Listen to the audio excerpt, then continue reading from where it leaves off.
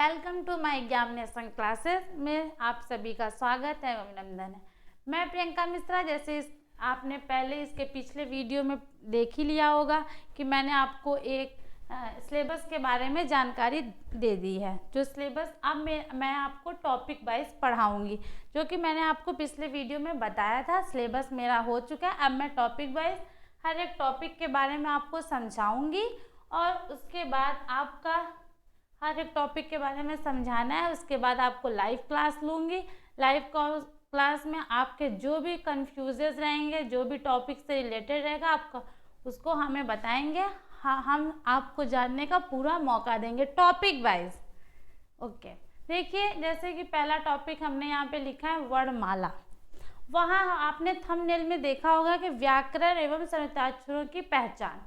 पर हम शब्द के बारे में तब जानेंगे ना जब वर्णमाला के बारे में जानेंगे, क्योंकि वर्णमाला से ही तो हम संयुक्त तक पहुंचेंगे, क्योंकि वर्णमाला में ही संयुक्त व्यंजन की पहचान लिखी हुई है और हमें उस टॉपिक को समझना है। वर्णमाला एक ऐसा टॉपिक हिंदी में है जो हर एक एग्जाम में आता है। केवीएस हो, सीटेड हो, यूपी टेड हो, सुपर टेड हो, मतलब हम ये एक टॉपिक पढ़ लेंगे तो हमारे चार एग्जाम क्लियर हो जाएंगे और हमारी सारी डाउट भी क्लियर हो जाएगी। और केवीएस में हमें और आपको केवीएस में एक सीट अपनी कंफर्म करनी है। कैसे करनी है वो टॉपिक वाइज आपको पढ़ना है। उसके बाद हर एक टॉपिक से रिलेटेड जो आपको कंफ्यूज रहेंगे, जो आपको क्वेश्चन नहीं आएंगे, आप पेपर सॉल्व करेंगे, वो आप हमारे कमेंट्स बॉक्स में दे दीजिएगा। हम उसे देखेंगे कि हमारे बच्चों को क्या दिक्कत हो रही है। उसके बाद हम उस टॉपिक से रिलेटेड आपको हर एक चीज़ का सॉल्व कराएंगे। देखिए, वर्णमाला भाषा की सबसे छोटी इकाई ध्वनि है। ध्वनि को ही वर्ग कहते हैं। जैसे यहाँ लिखा हो चुका है, यहाँ पे थोड़ा सा मिसप्रिंट हो गया है। यहाँ पे ध्वनि में छोटी ई की मात्रा रहेगी। जैसा मैं आपको लिख के दिखा देती हूँ,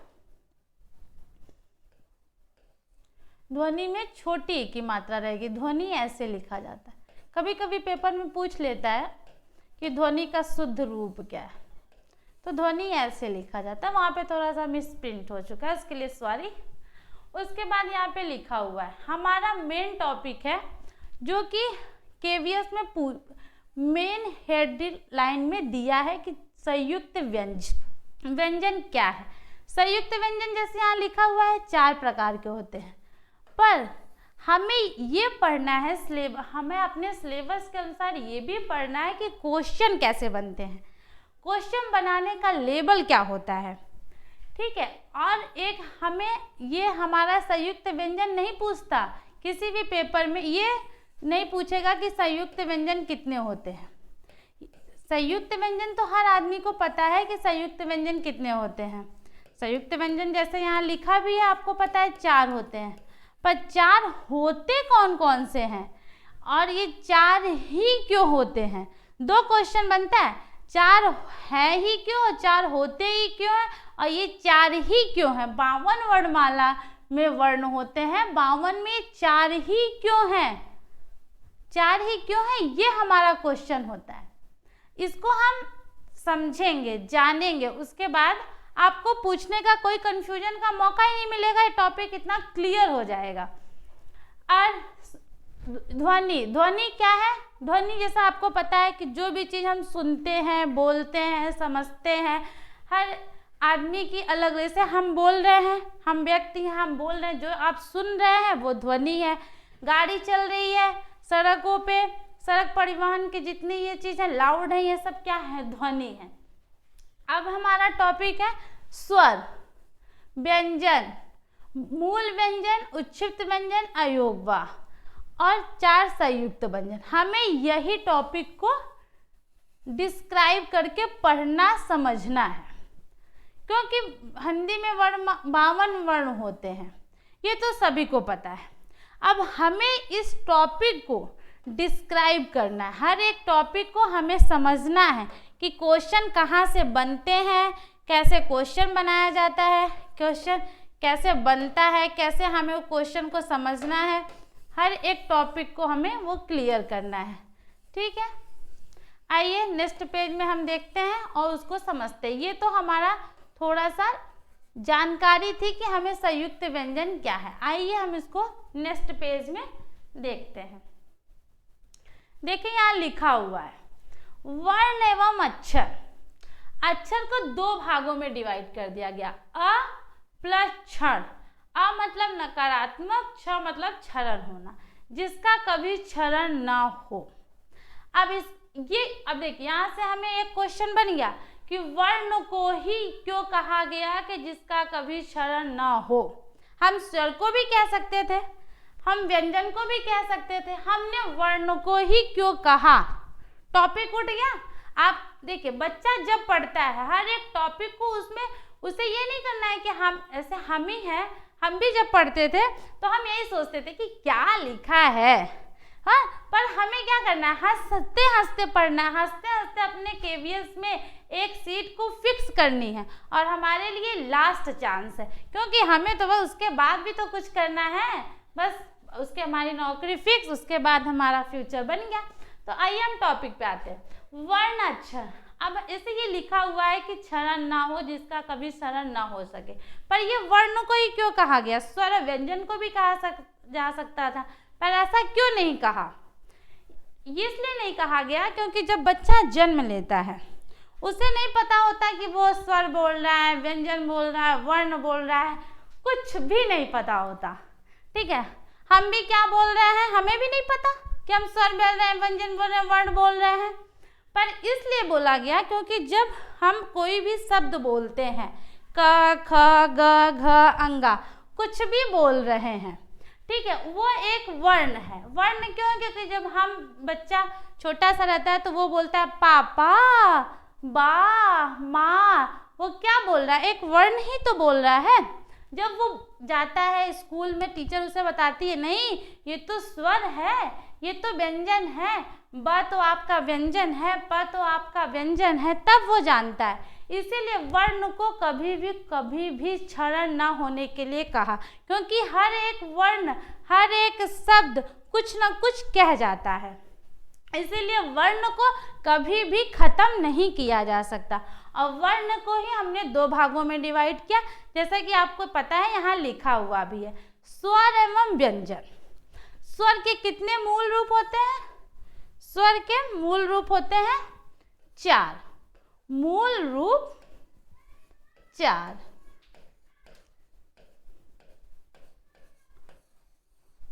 और व्यंजन के मूल रूप कितने होते हैं? व्यंजन के मूल रूप होते हैं 33। अब हमारे मन में ये क्वेश्चन बन रहा है, अब देखिए, और दूसरा होता है, अब इसी में दूसरा है कि कुल स्वर कितने होते हैं। कुल स्वर कितने होते हैं?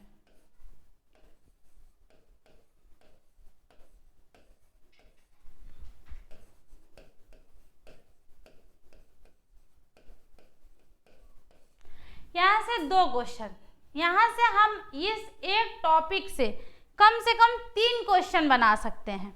और हमें इस टॉपिक के पढ़ने के अनुसार हमें क्वेश्चन भी बनाना सीखना है, क्योंकि जो एक एग्जामिनर पेपर बना रहा है वो भी तो दिमाग ही है, वो भी तो एक व्यक्ति है ना। हम भी तो क्वेश्चन बना के अपना टेस्ट ले सकते हैं कि हमारा टॉपिक कितना तैयार है। तो देखिए, अगर क्वेश्चन पूछता है कि स्वर के मूल रूप कितने हैं, तो हम बताएंगे 4 होते हैं। पर अगर पूछा कि स्वर कितने होते हैं, तो हमारा तुरंत आंसर चेंज हो जाएगा। हमें इस टॉपिक को थोड़ा सा ध्यान देते हुए पढ़ना है।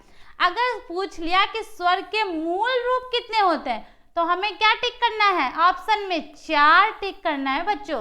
और अगर पूछ लिया कि स्वर के कुल रूप कितने होते हैं, तो हमें तुरंत ऑप्शन चेंज करना। ऑप्शन वहाँ पे 4 भी दिया रहेगा, 7 भी दिया रहेगा, 11 भी दिया रहेगा, हमें कंफ्यूज करेगा। पर हमें क्या करना है? क्वेश्चन को पढ़ते हुए देखना है कि स्वर के मूल रूप कितने हैं। मूल रूप क्या है स्वर का? कितने नहीं है, सॉरी मिस्टेक हो गया। स्वर के मूल रूप क्या है? 4 है। तुरंत हमें अपना ऑप्शन देखना है कि यहाँ पे 4 टिक करना है हमें। और तुरंत अगर क्वेश्चन चेंज, तो हमारा ऑप्शन भी चेंज, क्योंकि हम अगर पूछ लिया कि स्वर कुल स्वर कितने होते हैं, तो हमारा ऑप्शन क्या हो जाएगा 11। ठीक है, ये डाउट, कोई भी डाउट हो आप कमेंट्स बॉक्स में क्लियर कर लीजिएगा, हम आपका जवाब देंगे। आइए देखते हैं व्यंजन के बारे में।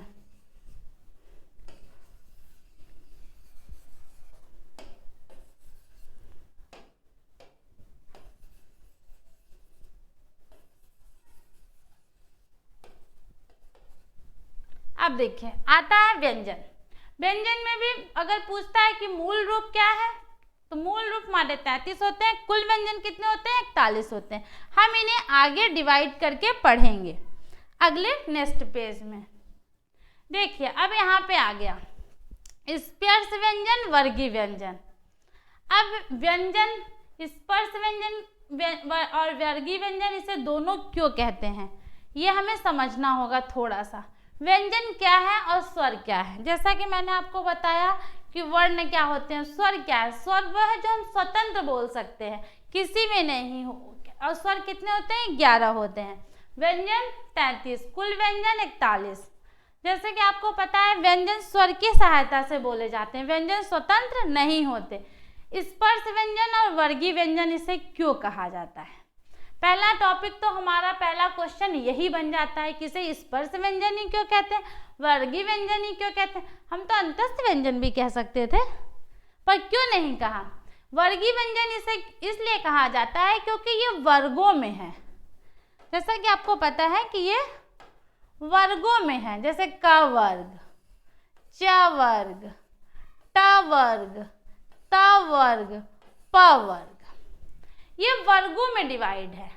जैसे ये वर्ग है, जैसे हमने आपको बोल दिया कि प वर्ग लिखो, तो प वर्ग में आप प बस नहीं लिखोगे, मैंने वर्ग बोल दिया, तो आप प वर्ग में प, फ, ब, भ, म, ये आपका पूरा एक लाइन हो जाएगा। इसीलिए इसे वर्गीय व्यंजन कहा गया। क्यों कहा गया, क्योंकि ये प एक वर्ग, एक अक्षर नहीं लिखा जा रहा है, एक शब्द केवल प नहीं लिखा जा रहा है, एक पूरा वर्ग है इसका, प, फ, ब, भ, म, इसलिए इसे हम वर्गीय व्यंजन कहते हैं। इसमें कोई रटने वाली चीज है नहीं, सिर्फ आपको समझना है कि वर्गीय व्यंजन क्यों, क्योंकि ये वर्गों में है। दूसरा चीज है कि इस पे स्पर्श व्यंजन ही क्यों कहते हैं, क्योंकि ये जैसा कि आपको पता है कि इसको हमने डिवाइड करना रहता है, ऐसा हम आगे आपको पढ़ाएंगे अगले पेजेस में। कंठ, तालु, कंठ, तालु, मूर्धा, दंत, ओष्ठ, ये क्या होते हैं सब एक दूसरे, इसे हम अगले पेज में पढ़ाएंगे। पहले यहाँ देखते हैं स्पर्श व्यंजन है क्योंकि ये एक दूसरे से जुड़े हुए हैं।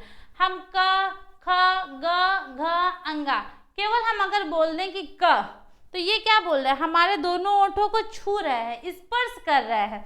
ऐसा हम यहाँ से क से लेके म तक में कोई भी शब्द बोलेंगे तो हमारे दोनों ओठ छुएंगे, स्पर्श करेंगे, इसीलिए इन्हें स्पर्श व्यंजन। जैसे आप बोल के देख लीजिए क, ख, ग, घ, अंगा, सब में आपके स्पर्श कर रहे हैं। आपके ये जो हमारे टॉपिक होते हैं कंठ, तालु, कंठ, तालु, मूर्धा, दंत, ओष्ठ, ये जो चीज होती है उच्चारण स्थान, इन्हें हम क्या बोलते हैं, उच्चारण स्थान बोलते हैं। और उच्चारण स्थान के द्वारा ही हम आगे आपको पढ़ाएंगे, उच्चारण स्थान के द्वारा ही ये क से प वर्ग बोला जाता है, एक दूसरे से स्पर्श रहते हैं, इसीलिए इन्हें हम स्पर्श व्यंजन भी बोलते हैं। आगे देखते हैं अंतस्थ व्यंजन। अंतस्थ व्यंजन कितने होते हैं, 4 होते हैं, य, र, ल, व। ये बहुत ही पूछता है, ये टॉपिक जो है ये बहुत ही पूछता है, ये हमारे लिए थोड़ा सा इम्पोर्टेंट हो जाता है।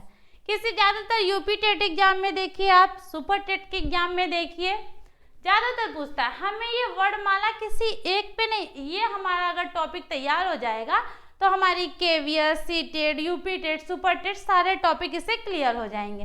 इसीलिए यूपी टेट में और सुपर टेट में ज़्यादा पूछता है कि अंतस्थ व्यंजन य, र, ल, व। और केवीएस में भी पूछता है। केवीएस में क्या पूछता है कि य कैसे बनाया गया है, र कैसे बनाया गया है, ल कैसे बनाया गया है, व कैसे बनाया गया है, और ये कहाँ से बोला जाता है। देखिए क्वेश्चन का लेवल दोनों अंतर चेंज हो गया। हम यहाँ और एग्जामों में पूछता है कि य र ल अंतस्थ व्यंजन कितने होते हैं, आपने ऑप्शन कह दिया 4, पर यहाँ पे क्या है, यहाँ पे टॉपिक थोड़ा सा चेंज हो गया। यहाँ पे क्वेश्चन का लेवल हमारा थोड़ा सा अंदर जाके पूछता है।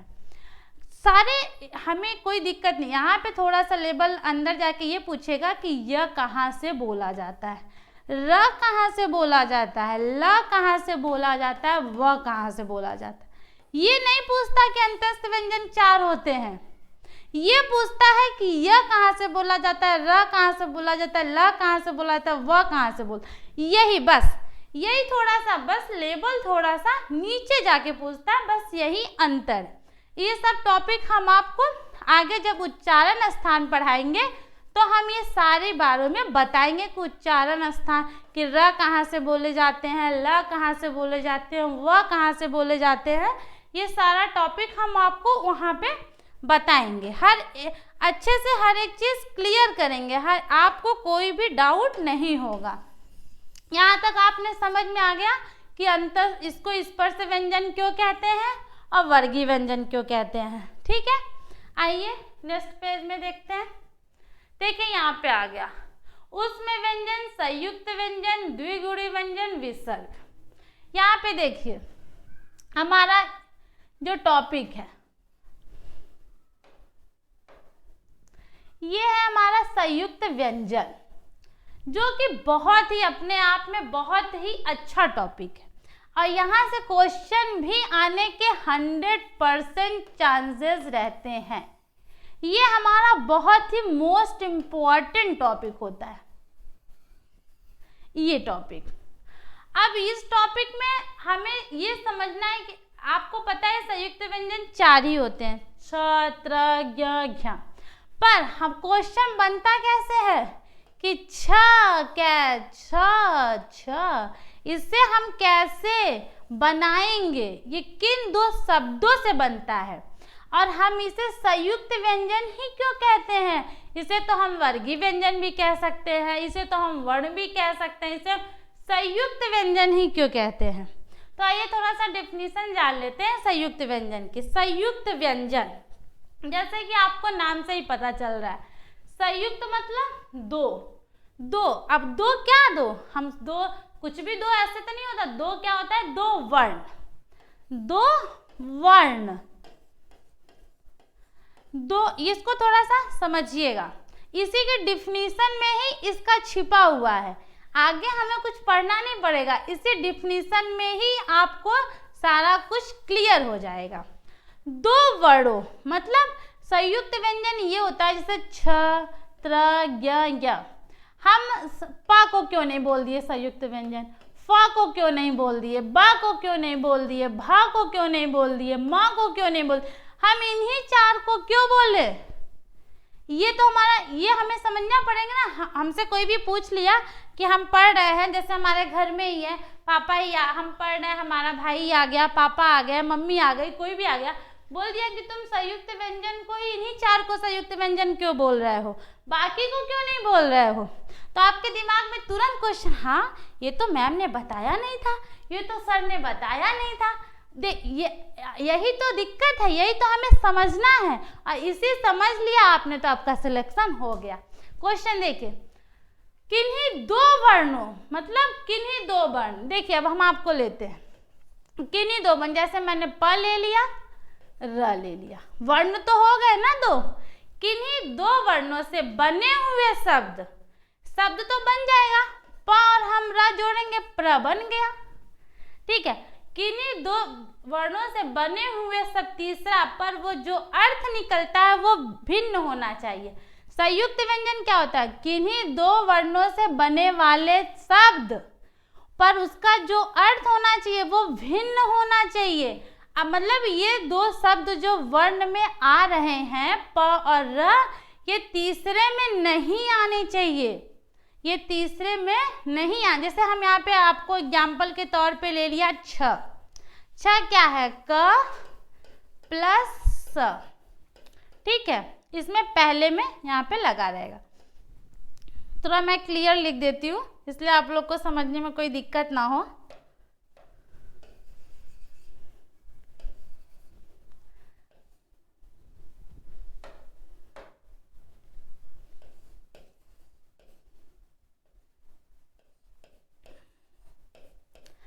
प्लस स। ठीक है, अब देखिए एग्जाम्पल है, ये दोनों एग्जाम्पल को आपने समझ लिया, समझ लीजिए आपने समझ लिया। अभी मैं ये चारों चीजों को बताऊंगी कैसे लिखा जाता है। पहले हम ये समझेंगे कि संयुक्त व्यंजन ही इन्हें क्यों कहा जाता है, बाकी वर्णों को हम संयुक्त व्यंजन क्यों नहीं कह रहे हैं। प और र, जैसे किन डिफिनेशन से समझिए, प और र दो वर्ण हैं, किन्हीं दो वर्णों से बने वाले शब्द को हम संयुक्त व्यंजन कहते हैं। पर यहाँ प है एक वर्ण, र एक वर्ण है और तीसरा क्या बन रहा है हमारा पर्ण है। पर हमारा संयुक्त व्यंजन डिफिनेशन कहता है कि जो तीसरा शब्द बनेगा वो सेम नहीं होना चाहिए। और ये हम प बनाएंगे और प को र बनाएंगे तो यहाँ पे क्या हो गया, प्र सेम हो गया, अंतर ये। और देखिए हमने ले लिया छ, क और स दो वर्ण ये भी हैं, ये क भी एक वर्ण है, स भी एक वर्ण है, पर इससे जो तीसरा वर्ण बन रहा है वो छ, वो समान नहीं है। इसीलिए इसे मात्र पूरे क से ज्ञ तक में इन्हीं चार को कहा गया, क्योंकि इन जो दो वर्णों से तीसरा शब्द बनेगा वो समान नहीं होगा। बाकी आप किसी भी वर्ण को उठाएंगे तो तीसरा शब्द अगर हम लिख दिए तो वो समान हो जाता है, इसीलिए इन्हें हम संयुक्त व्यंजन कहते हैं। अभी इसको हम आगे डिस्क्राइब करेंगे नेक्स्ट पेज में। अब देखिए यहाँ है द्विगुणित व्यंजन, ये बहुत ही सरल है और बहुत ही पूछता है, इसे हम द्विगुणित व्यंजन ही क्यों कहते हैं। हाँ देखिए, हमें हर एक टॉपिक से पूछना है कि तुम्हें ही क्यों कहते हैं, तुम्हें ही क्यों कहते हैं, क्योंकि हमें क्वेश्चन बनाना सीखना है। अभी तक आपने हिंदी में क्या सीखा, पढ़ा लिखा रट्टा, ये नहीं करना, अब हमें समझना है। हमें ऐसी टॉपिक तैयार करनी है कि उस टॉपिक से किसी भी एग्जाम में कुछ भी पूछे हमें कोई भी डाउट नहीं होना चाहिए। अब इसे हम द्विगुणित व्यंजन ही क्यों कहते हैं, इसे हम तीन व्यंजन और भी कहते हैं, उच्छिप्त व्यंजन, द्विगुणित व्यंजन। अब इसे हम द्विगुणित व्यंजन क्यों कहते हैं, देखिए द्विगुणित व्यंजन जो यहाँ पे लिखा है द्विगुण लिखा है, थोड़ा सा मिसप्रिंट हो गया है, यहाँ पे जो होगा वो द्विगुणित व्यंजन होगा। अब इसे हम द्विगुणित व्यंजन क्यों कहते हैं, इसको थोड़ा मैं रफ कर देती हूँ, नहीं आप लोग को समझने में थोड़ी सी प्रॉब्लम हो जाएगी।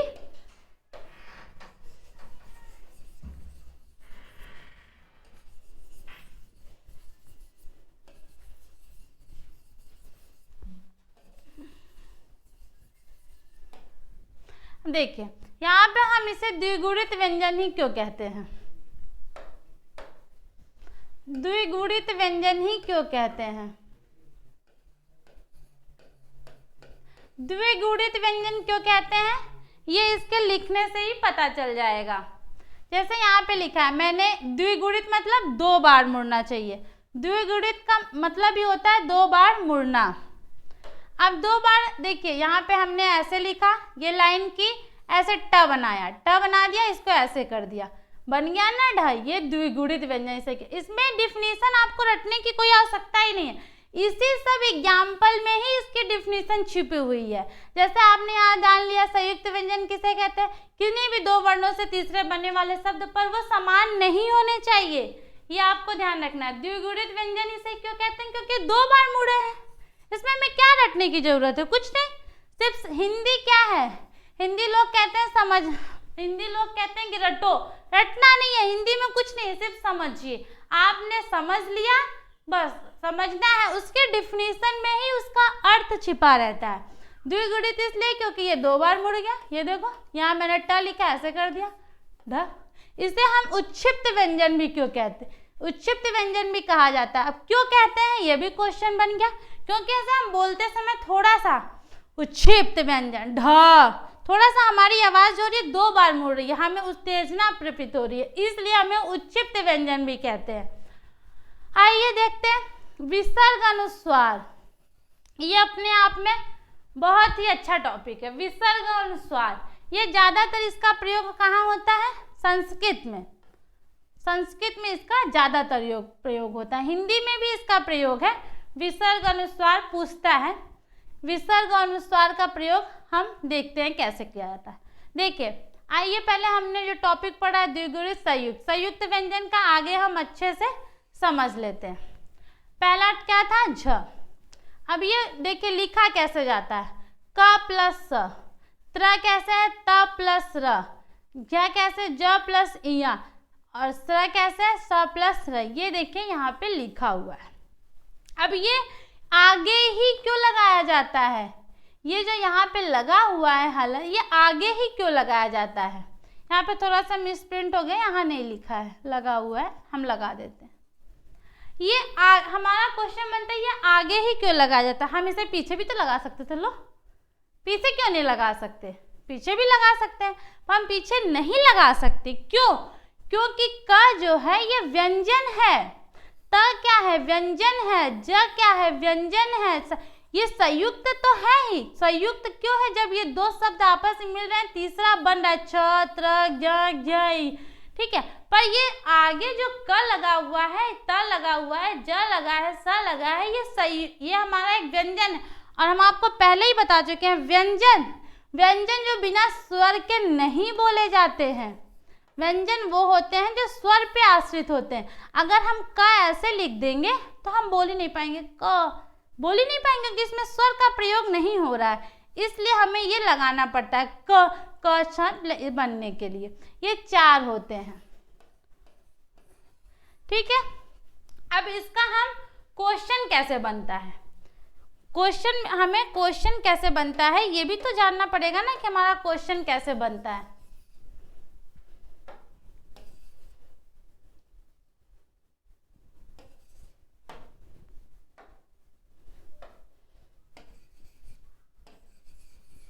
इसको थोड़ा रफ कर दिया जाए जिससे आपको समझने में आसानी होगी।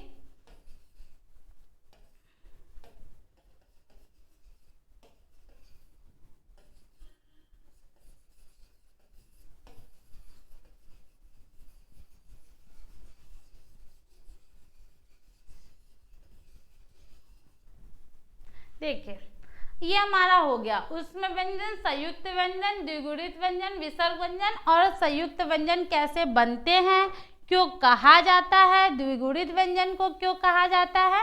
आज के क्लासेस में हमने क्या क्या पढ़ा, वर्ण पढ़ा, वर्ण क्या होते हैं, स्वर क्या होते हैं, व्यंजन क्या होते हैं, वर्ण और अक्षर क्या होते हैं, संयुक्त व्यंजन क्या होते हैं, द्विगुणित व्यंजन कहते हैं, संयुक्त व्यंजन को ही संयुक्त व्यंजन क्यों कहते हैं और बाकी व्यंजनों को क्यों नहीं कह सकते। इसलिए आज के टॉपिक में हमने ये सब पढ़ा। अब आप ये सब चीज़ें देखिएगा क्लासेस, और उसके बाद आपको कोई भी डाउट हो इसमें तो आप कमेंट सेक्शन में हमसे पूछ लीजिएगा कि मैम हमें ये डाउट हो रहा है। अब हम ये टॉपिक यहीं पे ख़त्म करते हैं और नेक्स्ट वीडियो में हम इसके आगे का टॉपिक आपको पढ़ाएंगे, ठीक है। Thank you so much. अगर आपको मेरी क्लासेस अच्छी लगी तो लाइक करिए, सब्सक्राइब करिए और लाइक बटन दबाना ना भूलिए। Thank you so much.